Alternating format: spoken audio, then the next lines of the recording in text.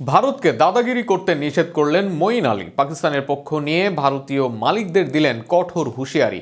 ইংল্যান্ডে গিয়ে অন্য কোনো দলের সাথে যদি কোনো অন্যায় করে ভারত, সেক্ষেত্রে ইংল্যান্ডের সবাই একত্রিত হয়ে তার প্রতিবাদ জানাবে বলে বলেন মঈন আলী। আরও বিস্তারিত থাকছে প্রতিবেদনে।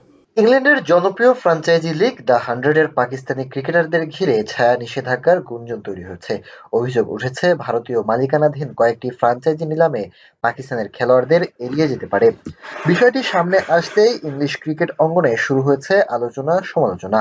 এ প্রেক্ষাপটে সরব হয়েছেন ইংল্যান্ডের সাবেক অলরাউন্ডার মঈন আলী। ব্রিটিশ সংবাদ মাধ্যম দ্য ডেইলি টেলিগ্রাফ এ প্রকাশিত এক কলামে মঈন স্পষ্ট ভাষায় জানেন ব্রিটিশ সংবাদ মাধ্যম দ্য ডেইলি টেলিগ্রাফে প্রকাশিত এক কলামে মঈন স্পষ্ট ভাষায় জানান, যুক্তরাজ্যে এমন বৈষম্যমূলক সিদ্ধান্ত নেওয়া হলে তা হবে লজ্জাজনক নজির। বিভিন্ন প্রতিবেদনে বলা হয়েছে, আইপিএল সংশ্লিষ্ট ভারতীয় মালিকানাধীন কয়েকটি দল পাকিস্তানি ক্রিকেটারদের দলে না নেওয়ার আনুষ্ঠানিক অবস্থান নিতে পারে। যদিও আনুষ্ঠানিকভাবে কেউ বিষয়টি স্বীকার করেনি, তবুও ক্রিকেট মহলে শঙ্কা বাড়ছে। মঈন আলী বলেন, খেলাধুলায় নির্দিষ্ট কোনো দেশ বা শ্রেণীর খেলোয়াড়দের বাদ দেওয়া স্পষ্ট বৈষম্য।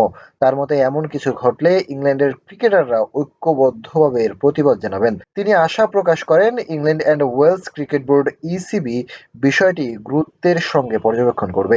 একই সুরে আগেই উদ্বেগ জানিয়েছেন সাবেক অধিনায়ক মাইকেল ভন ও বর্তমান ব্যাটার হ্যারি ব্রুক। মঈনের দাবি, বৈশ্বিক বিভিন্ন লিগে প্রভাবশালী মালিকানার কারণে অনেক ক্রিকেটার কেরিয়ার ঝুঁকিতে পড়ার ভয়ে মুখ খোলেন না।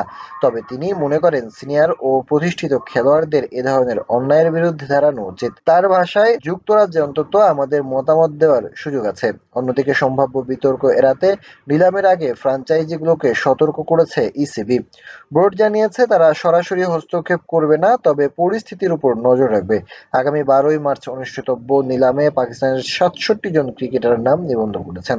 এখন দেখার বিষয়, মাঠের বাইরে এই উত্তাপ নিলামের টেবিলে কতটা প্রভাব ফেলে।